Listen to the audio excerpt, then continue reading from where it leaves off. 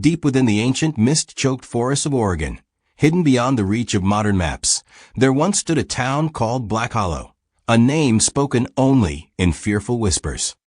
In the winter of 1892, every man, woman, and child vanished from Black Hollow without a trace, their homes left abandoned, doors swinging in the frozen wind.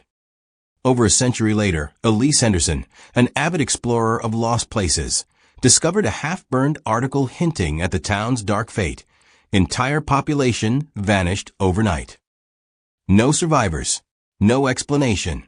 Drawn by the mystery, Elise ignored warnings from locals who refused to even utter Black Hollow's name and ventured alone into the dense forest.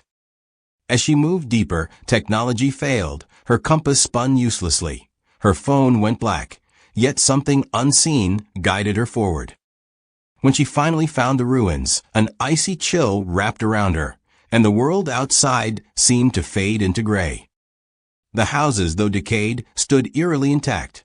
Strange stone cairns, each topped with a rotted plank where names had once been etched, but now were scratched out violently, guarded every doorway. In the town's dead center stood a crumbling chapel, its broken steeple pointing jaggedly into the overcast sky.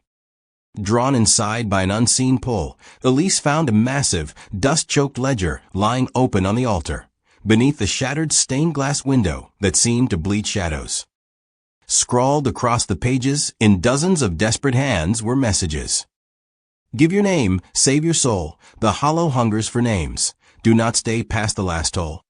As Elise traced the faded ink, the church doors slammed shut with a deafening crack, and a low, mournful bell rang out, although no bell hung above. Whispering voices filled the pews, not angry, but pleading. Names twisted through the air, none complete, each a broken echo desperate for attention. Panicked, Elise fled into the streets, but the town had shifted. The paths now looped endlessly back to the church, and each window reflected her, but distorted, gaunt, and hollow-eyed. The air thickened. Shadows formed figures that stumbled after her, mumbling in tongues too old to understand. At every corner, the rotting townsfolk appeared, their mouths stitched shut, their skin gray and crumbling, reaching out to her with trembling, bony hands.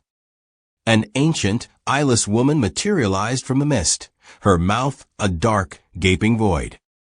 In a voice that seemed to come from the earth itself, she rasped, "No name, no soul. Give it freely, or be taken." Elise realized with horror that the townspeople had once been explorers like her, each one trapped forever because they had spoken their names aloud. She clutched her mouth, fighting the overwhelming urge to respond as her own name began to whisper around her, spoken sweetly, mockingly, by unseen lips. Driven by terror, she tried burning the ledger, but as the pages blackened, her own body grew cold, her memories slipping from her mind. For every page that burned, a piece of her humanity faded. Desperate to escape, she remembered the warnings. Do not stay past the final bell toll. But time was broken here.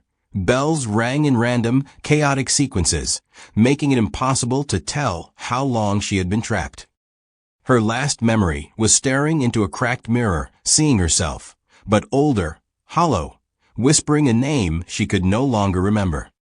Days later, hikers found Elise lying at the edge of the forest, unconscious, her vocal cords ruptured, her eyes wide with silent screams.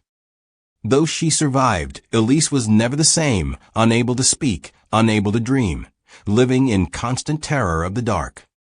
Those who walk the edges of Black Hollow today say that when the mist rolls in, you can still hear her desperate whispers, not calling for help, but warning others. Never say your name, or you'll stay here too.